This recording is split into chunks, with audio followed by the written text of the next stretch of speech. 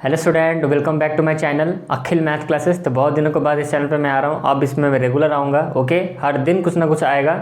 तो मुझे पूरा इस चैनल को अब पूरा अच्छी तरह से इसमें एक्टिव रहना है मुझे। तो जितना मैंने पुराने चैनल को जितना समय में मुझे देना था मैंने दे दिया है। ओके, तो अब मैं फ्रिक्वेंट वीडियोज इस चैनल पर आएँगे आपके। और आज हम पढ़ने वाले हैं बच्चों, जो टॉपिक वो है आपका चैप्टर नंबर 4 ब्रेन टीजर। तो अब यहाँ पर कुछ बच्चे सोच रहे होंगे कि सर डायरेक्ट ब्रेन टीजर क्यों पढ़ा रहे हैं चैप्टर नंबर 4 का। क्योंकि देखो चैप्टर नंबर 4 का जितने भी पीछे जितने सारे वर्कशीट थे, सारे वर्कशीट के सारे बिट के सारे क्वेश्चंस मैंने कर दिए हैं। जाके आप देख लेना। इस वीडियो जो आप अभी वीडियो देख रहे हो उसके डिस्क्रिप्शन में भी आपको लिंक मिल जाएगा। किसका? चैप्टर नंबर 4 के सारे। आप प्लेलिस्ट में जाओगे आपको सारे मिल जाएगा। वो कौन सा चैनल में आपको मिलेगा? देखो, मैथ विद अखिल सर जो मेरा चैनल है, बहुत बच्चे नहीं जानते हैं उस चैनल के बारे में। तो मेरा और एक जो नया चैनल है जो आई थिंक 3-4 महीना हुआ, 3 मंथ या 3 to 4 मंथ हुआ है शायद। तो मैथ विद अखिल सर जो चैनल है उस पर मैंने चैप्टर नंबर 1 करवाया है, चैप्टर नंबर 2 फुल्ली करवाया है, 3 करवाया है और 4 का भी पूरा करवा दिया है। 4 का ब्रेन टीजर यहाँ पर मैं करूँगा। इस चैनल पर सारे ब्रेन टीजर हम चैप्टर नंबर 4 के यहाँ पर मैं करूँगा। ओके, और चैप्टर नंबर 10 भी इसके बाद यही चैनल पे स्टार्ट होगा, अखिल मैथ क्लास के चैनल पे ही स्टार्ट होगा। ओके, तो सब रेडी हो जाओ, स्टार्ट करते हैं। तो ये है रहा हमारा सवाल। तो जो बच्चे मुझे प्रीवियसली फॉलो करते हुए आए हैं चैप्टर नंबर 1 से, 2 से, 3 से एंड 4 से भी, 4 के भी सारे देखे हैं, तो उनको ये सेशन बहुत अच्छा लगेगा।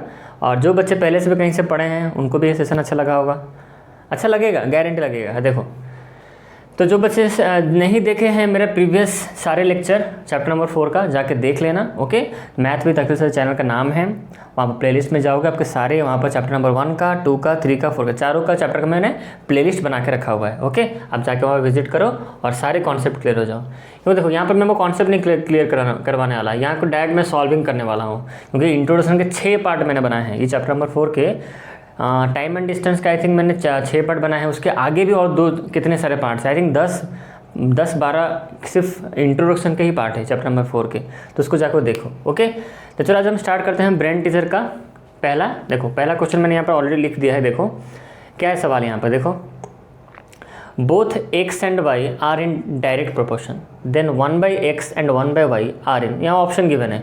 ये हमारा सवाल है और ये इसके 4 ऑप्शन यहाँ पे गिवन है। तो कौन सा ऑप्शन करेक्ट होगा, कैसे हम जानेंगे? देखो यहाँ पर तो हमें बोला है 2 यहाँ पर हैं, 2 चीज़ें, 2 वेरिएबल यहाँ पर x है, एक y है। ये क्या है? डायरेक्ट या आर इन डायरेक्ट प्रोपोर्शन। और पहले से हमें बोल दिया कि x और y यहाँ पर क्या है? डायरेक्टली प्रोपोर्शन है। तो बताओ 1/x और 1/y का रिलेशन तब क्या होगा? जब x और y अगर डायरेक्टली प्रोपोर्शनल है, ये गिवन है हमें, पहले से हमें गिवन है, ये दोनों डायरेक्टली प्रोपोर्शन है, तो 1/x और 1/y क्या होंगे? रिलेशन क्या होगा? क्या वो डायरेक्ट प्रोपोर्शन होंगे? क्या वो इन्वर्स प्रोपोर्शन होंगे? क्या वो नाइदर इनडायरेक्ट और नॉर इनवर्स, ना ही डायरेक्ट होगा ना ही इनवर्स होगा? या फिर कुछ समटाइम्स इनडायरेक्ट, मतलब कुछ समय तक इनडायरेक्ट रहेगा, कभी कभी इनडायरेक्ट होगा, कभी कभी इन्वर्स होगा। ऐसा 4 ऑप्शन यहाँ पे गिवन है। तो कौन सा ऑप्शन करेक्ट होगा? तो इस क्वेश्चन को सॉल्व करने के लिए मैं एक छोटे से एग्जाम्पल यहाँ पर शुरुआत करता हूँ। देखो, एक छोटा सा हम टेबल बनाते हैं, वो टेबल को थोड़ा हम समझेंगे। ठीक है, देखो जैसे मैं यहाँ पर एक टेबल ले लेता हूँ। जैसे हमें यहाँ पर कहा गया कि x और y डायरेक्टली प्रोपोर्शनल है, तो एक डायरेक्ट प्रोपोर्शन का एक टेबल हम यहाँ पर बना लेते हैं। देखो, ठीक है, डायरेक्ट प्रोपोर्शन का एक टेबल हम यहाँ पर बना लेते हैं। आपको इसको करना नहीं है, मतलब मैं आपको समझाने के लिए बोल रहा हूँ कि इसका आंसर जो होगा वो होगा इन डायरेक्ट प्रोपोर्शन होगा, पहला ऑप्शन होगा। पहला ऑप्शन इसका आंसर क्यों होगा मैं आपको बताता हूँ। देखो, तो पहले आप एक डायरेक्ट वेरिएशन का एक टेबल ले जाओ। तो टेबल ऐसे हम ड्रॉ करते हैं, हमने सीखा है। यहाँ पर मैंने लिया x और यहाँ पर लिया मैंने y। वो बोला है ना x और y की जो भी क्वांटिटीज़ यहाँ पर मैं लूँगा अभी, वो डायरेक्टली प्रोपोर्शन होंगे। तो डायरेक्ट प्रोपोर्शन को ध्यान में रखते हुए मैं यहाँ पर सब नंबर्स लिखूँगा। ओके, डायरेक्ट प्रोपोर्शन में बच्चों क्या होता है? बच्चों x/y, जो x/y जो होता है वो क्या होता है? कांस्टेंट होता है। ठीक है, ये क्या होते हैं? कांस्टेंट होते हैं। सारे जितने भी यहाँ पर लिखूँगा सारे कांस्टेंट होंगे। तो ये हमारा रूल है। डायरेक्ट प्रोपोर्शन का आप पढ़े हुए होगे, जहाँ भी पढ़ोगे आपको पता ही होगा। डायरेक्ट प्रोपोर्शन में क्या होता है? x/y क्या होता है? कांस्टेंट होता है। ठीक है, जो बच्चे मेरे प्रीवियसली मुझे फॉलो करते आए हैं उनको तो पता ही होगा। ठीक है, तो जो नए बच्चे देख रहे हैं उनसे रिक्वेस्ट है सारे जाके वीडियो देख लो मेरे प्रीवियस। तो x एंड y कांस्टेंट होगा, हमें पता है। तो यहाँ पर जो भी नंबर लेंगे उसका हम कांस्टेंट रखें। जैसे मान लो मैंने यहाँ पर लिया, कितना ले, मान लो मैं यहाँ पर लेता हूँ 3, यहाँ पर लेता हूँ, यहाँ पर 9 लेता हूँ। ठीक है, यहाँ पर मैंने लिया 4, यहाँ पर मैंने लिया 12, यहाँ पर मैंने लिया कितना, यहाँ पर मैंने लिया 5, यहाँ पर मैंने लिया 15, यहाँ पर मैंने लिया 9 और यहाँ पर मैंने लिया 27। ठीक है, तो ये देखो ये डायरेक्ट प्रोपोर्शन में हो। क्यों? मैंने ऐसा नंबर, देखो ये जितने नंबर्स यहाँ पर मैंने लिए हैं बच्चों, इसका x1/y1 करो, क्या होगा, ये क्या है x1/y1, ये x, देखो मैं अगर x1/y1 करूँगा तो देखो आंसर क्या है आपका 3/9, इसका लोएस्ट टर्म करो तो ये कितना हो जाएगा 1/3 हो जाएगा। अब x1/y1 मैंने लिया, फिर मैंने x2/y2 मैंने यहाँ पर लिया, देखो x2/y2 यहाँ पर क्या 4/12, इसको भी आप लोएस्ट टर्म करो, 4 1 जा 4 3 जा, इसका भी आंसर आपका 1/3 ही निकला। उसके बाद देखो मैं x3 लेता हूँ, x3/y3 मैंने लिया यहाँ पर, तो कितना है 5/15, तो यहाँ पर भी देखो क्या आएगा 5 1 जा 5 3 जा, तो यहाँ भी आंसर कितना आ गया 1/3। फिर मैं यहाँ पर लूँगा x4/y5, सॉरी x4/y4, ठीक है। तो यहाँ पर देखो x4 क्या है 9, y4 क्या है 27, तो 9 1 जा 9 3 जा, इसका भी आंसर आपका 1/3 ही निकला। तो मैं बोल सकता हूँ कि जितने यहाँ पर सारे निकले सारे 1/3 कांस्टेंट है, तो मैं यहाँ पर बोल सकता हूँ x1/y1 equal to x2/y2 equal to x3/y3 equal to x4/y4। सबका यहाँ पर वैल्यू कितना हो गया 1/3 हुआ, जो कि हर किस में सेम है, यहाँ पर जो है यहाँ पर जो है यहाँ पर जो है यहाँ पर जो सेम है, तो हम इसको बोलेंगे ये कांस्टेंट है, ये कांस्टेंट है आपका। तो ये सारे नंबर्स बच्चों क्या है डायरेक्टली प्रोपोर्शनल है कि नहीं, डायरेक्ट प्रोपोर्शन है कि नहीं, क्योंकि यहाँ पे देखो x/y जो x/y हम जो कर रहे हैं, मतलब x/y करना मतलब क्या, ये सबको चेंज करना है, x1/y1 x2/y2 मैंने आपको समझाया है, तो ये कांस्टेंट यहाँ पर निकल रहा है। अब यहाँ पर ये तो मैंने सवाल बना दिया, अब वो कंडीशन क्या दिया है कि अगर ऐसा होता है तो मैंने यहाँ पे x एंड y देखो, यहाँ पर जितने सारे यहाँ पर मैंने नंबर्स लिए हैं, ये क्या है, ये एक टेबल जो है जो डायरेक्टली प्रोपोर्शनल में है, ये डायरेक्टली प्रोपोर्शनल का टेबल है। अब हम पूछा कि 1/x और 1/y तब क्या होंगे रिलेशन, तो चलो रिलेशन फाइंड आउट कर देते हैं। ये यहाँ पर मैंने आपको प्रूफ करके दिखाया कि देखो भाई ये टेबल जो मैंने नंबर्स लिए हैं ये डायरेक्टली प्रोपोर्शनल है, क्योंकि यहाँ पे देखो x/y जो है आपका क्या है कांस्टेंट आ रहा है, देखो सारे केस में कांस्टेंट आ रहा है। तो मैंने आपको बता दिया, ये प्रूफ कर दिया कि देखो ये भाई मैंने जो टेबल लिया है ये आपका डायरेक्टली प्रोपोर्शनल है। ओके, ये तो मैंने क्वेश्चन को ही लिखा है, ये both x and y directly proportional, here x and y are directly proportional, ये मैंने यहाँ पर लिख दिया है। अच्छा, अब देखो इसको हम यहाँ पर अप कर देंगे अभी।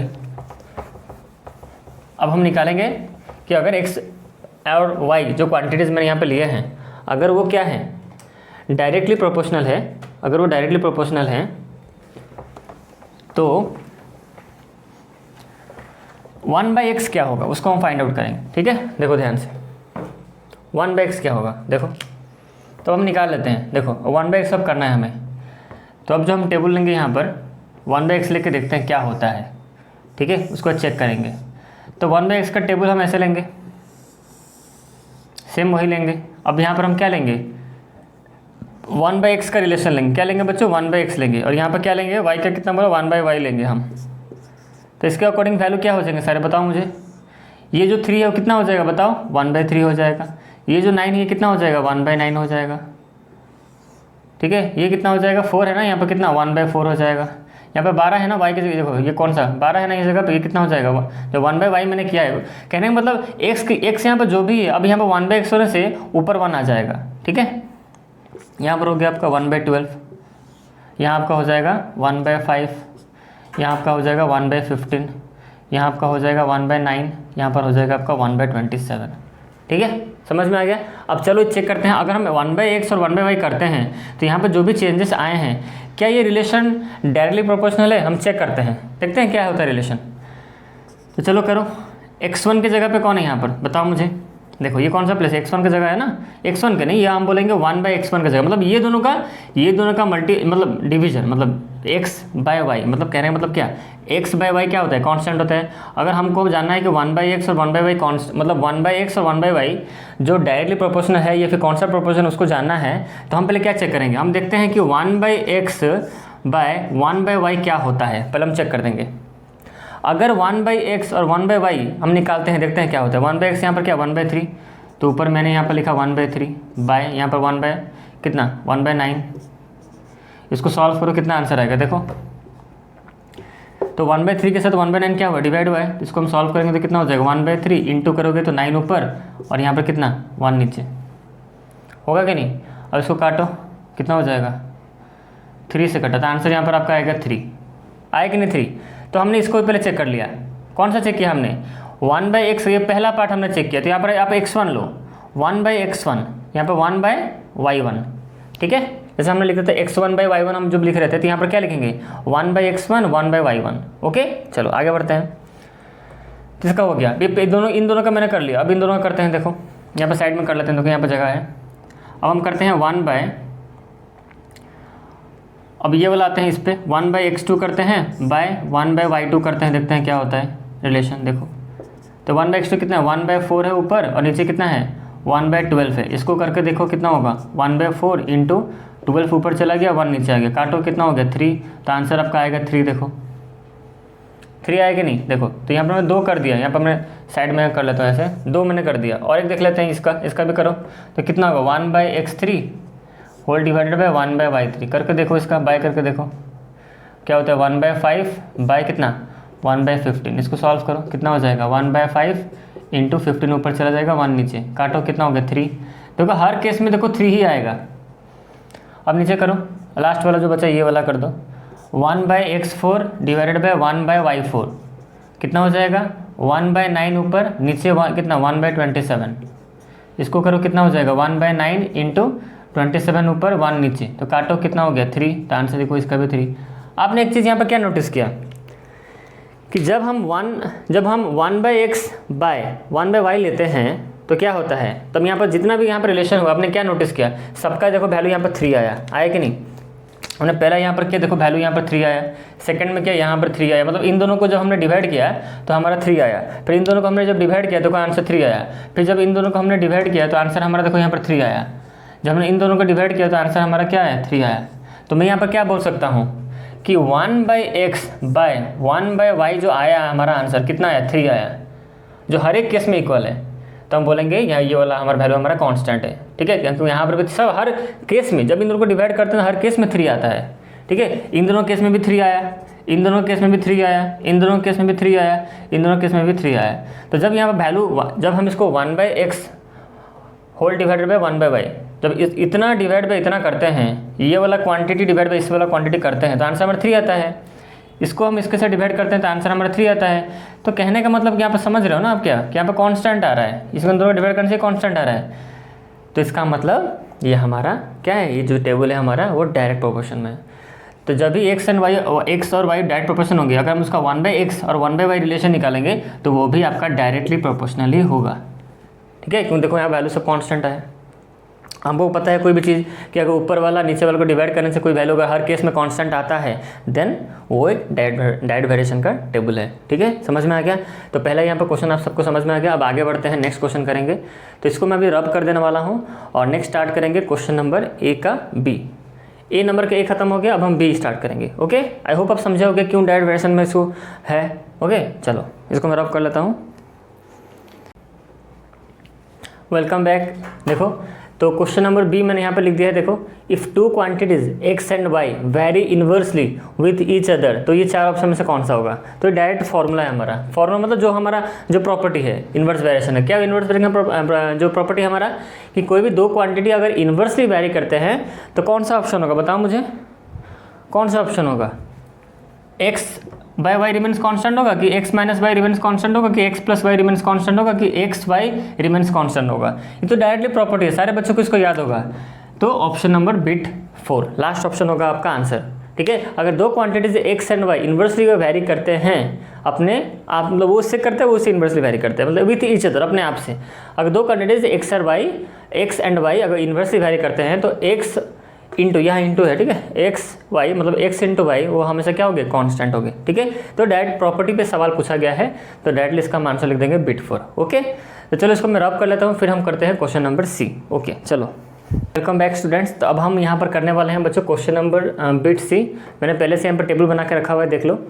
देखो यहाँ बोला गया है कि P और Q बोथ P और Q जो है वो वेरी करते हैं डायरेक्टली विथ ईच अदर, ठीक है, अपने आप से डायरेक्टली वेरी करते हैं। यहाँ पर P का वैल्यू देखो 10 गिवन है और Q का वैल्यू यहाँ पर 15 गिवन है। देखो मैंने P का वैल्यू यहाँ पर 10 लिया है, Q का वैल्यू यहाँ पर 15 ले लिया है। अब यहाँ बोले which of the following is not a possible, यहाँ पर नहीं है कौन सा। यहाँ पर जो वर्ड यहाँ पर लिखा है ध्यान से समझना, गलती मत करना, यहाँ पर नॉट लिखा हुआ है। कॉरस्पॉन्डिंग वैल्यूज का मतलब क्या होता है, मतलब जैसे P का वैल्यू यहाँ पर 10 गिवन है, Q का वैल्यू यहाँ पर 15 यहाँ पर गिवन था, तो कॉरस्पॉन्डिंग मतलब ये वैल्यू पूछ रहे हैं हमें ये वैल्यू मालूम नहीं क्या है, तो यही वैल्यू यहाँ पर क्या होना चाहिए, ठीक है। तो यहाँ पर वो बोल रहा है कि क्या होना चाहिए, हमें नहीं पूछ रहे, बोल रहे कौन सा नहीं होगा। यहाँ पर इस दो जगह पे कौन से वैल्यूज़ नहीं होंगे, कॉरस्पॉन्डिंग वैल्यूज़ पी और क्यू के, ठीक है। देखिए करके चेक करेंगे। तो अगर हम नीचे से चेक करते हुए चलेंगे तो यहाँ पे सारे वैल्यूज़ निकलेंगे। देखो पहले हम चेक कर लेते हैं पहले।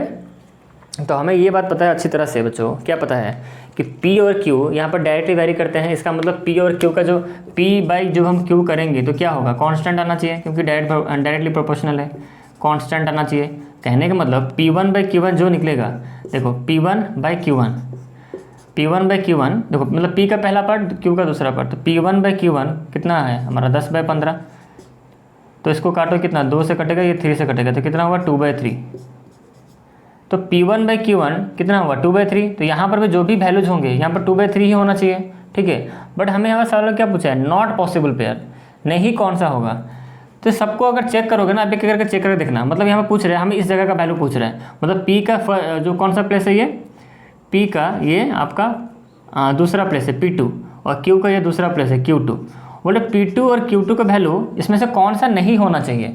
तो कौन सा होगा वो तो हमें पता चली जाएगा। कैसे ना, देखो यहाँ पे जो भी नंबर्स आएंगे आप P2 और Q2 का वैल्यू जो भी लोगे, देखो समझना है इस चीज़ को। देखो P1 बाई Q1 कितना आया 2/3 आया हमारा, तो P2 बाई Q2 कितना आना चाहिए 2/3 ही आना चाहिए।